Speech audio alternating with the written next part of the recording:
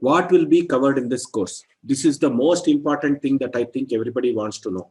Let us take the sentence Krishnaha khadati. The meaning of this sentence is Krishna eats. This sentence has got two words, Krishnaha and khadati. Krishna is a noun, khadati is a verb. Krishnaha khadati. Nouns are called as namapadam and verbs are called as kriyapadam. So Krishnaha khadati. So we'll be learning a lot about the noun forms, the verb forms, the vibhaktis, the lakaras, etc. Basically sentences using nouns and verbs. That is what we will be learning in this course. We will also be learning, if you split the word Krishna, you know that it is made up of K, R, Sh, N, Akara and Visarga. So Krishnaha, K, R, Kr, Gunitakshara. Sh, N becomes Shna, that is Sanyuktakshara. A is a Swara. N is a Vyanjana. Visarga is an Ayogavahu. This we will learn in Varna Vibhaga chapter, which we will be doing tomorrow. And Gunitaksharani and Sanyuktaksharani, which we will be doing in this week only. K, A, Kha, Gunitakshara. These are different things that we will be learning. Let us introduce three words in this sentence. Krishnaha khadati. Krishnaha gopikayaha griham agatya khadati. Now here, if you see, you will have agatya. Having come to the Gopika's house, Krishna eats. So agatya, we have a dhatu or a root form called gam, and we have a upasarga. So we'll be learning about what are known as upasargas, the prefixes for words. We will be learning about avyaya. The word agatya is an avyaya. We'll be learning about avyayas or indeclinables. We will also be learning about vibhaktis and kridanta. Gopikayaha griham. Gopikayaha is in the Shashti vibhakti. Griham is in Dvitiya vibhakti. These things will be learning in the vibhakti chapter. Now let us add one more word to this sentence. Sundaraha Krishnaha Gopikayaha griham agatya khadati. Now Sundaraha Krishnaha, the beautiful Krishna, having come to the house of Gopika, eats. Now beautiful Krishna, Sundaraha, is an adjective to Krishna. So we will be learning about Visheshanas, which are adjectives. We will also be learning about, let us add one more adjective to Krishna. Pitambaraha Krishnaha Gopikayaha griham agatya khadati. Pitambaraha Sundaraha Krishnaha. Now Pitambaraha, Pitam Ambaram Yasya Saha. One who is wearing the yellow cloth. That refers to Krishna. These are compound words called as samasa that we will be learning in the samasa chapter.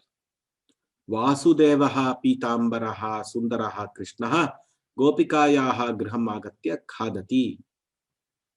So Vasudevasya Gotrapatyam Puman. Vasudevaha. Vasudeva means the son of Vasudeva. Now these words are called as apatyarthaka taddita. There are special suffixes which are added to the nouns to indicate certain meanings.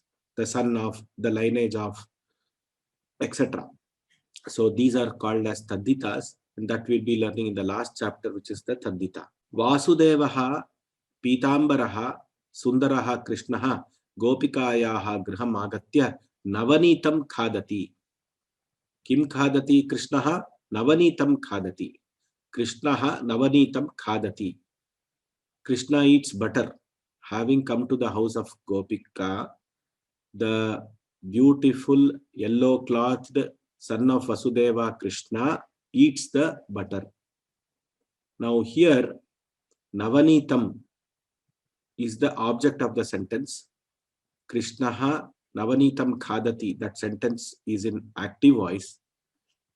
We will be learning about voices in a separate chapter called Prayogaha. We will also be understanding the entire sentence, the relationship of the other words with respect to the verb. Khadati is the verb in this sentence. It is related to Krishna because Krishna is the person who is eating. So he is the Karta. Karta is the doer of the action. The doer of the action is eating, is being done by Krishna. So the relationship with the verb is a Karta. So Krishna becomes Kartrikaraka. He becomes the Karta. He is the doer of the action. These kind of topics we learn in the lesson Karaka. Now, these are some of the topics that we'll be understanding. So if I summarize, it will be like this. There will be certain topics related to at the Varna level. So at the Varna level, there will be certain topics related at the Pada level. There will be certain topics which we want to learn at the Vakya level. So a Vakya or a sentence is made up of words and word is made up of letters. So now at the Varna level, we'll be learning the Varna Vibhaga, Gunitakshara, Sanyuktakshara, Maheshwara Sutras and Sandhis, which we'll be covering in the first 2 weeks. At the Pada level, we'll be learning the noun forms, the pronouns, the adjectives, the verbs, Kriya Padani, indeclinable Savyayani, Kridantas, Samasas or the compound words, Vishesha Pratyaha, Stri Pratyaya, Tadita Pratyaya, Upasargaha, etc. Nayakaha. The word Nayakaha is there. If I ask what is the Strilinga form of Nayakaha, is it Nayika or Nayaki? In local languages, we call as Nayaki and all.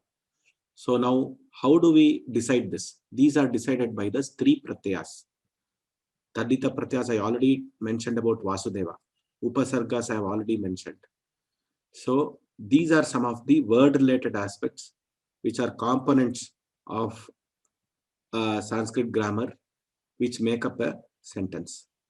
Vibhakti and Lakara, of course, without that we cannot form the sentence itself.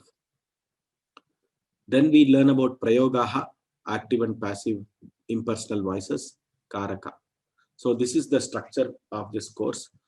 The first 2 weeks will be on Varna related aspects. Padam and Vakyas related aspects will be worked in tandem.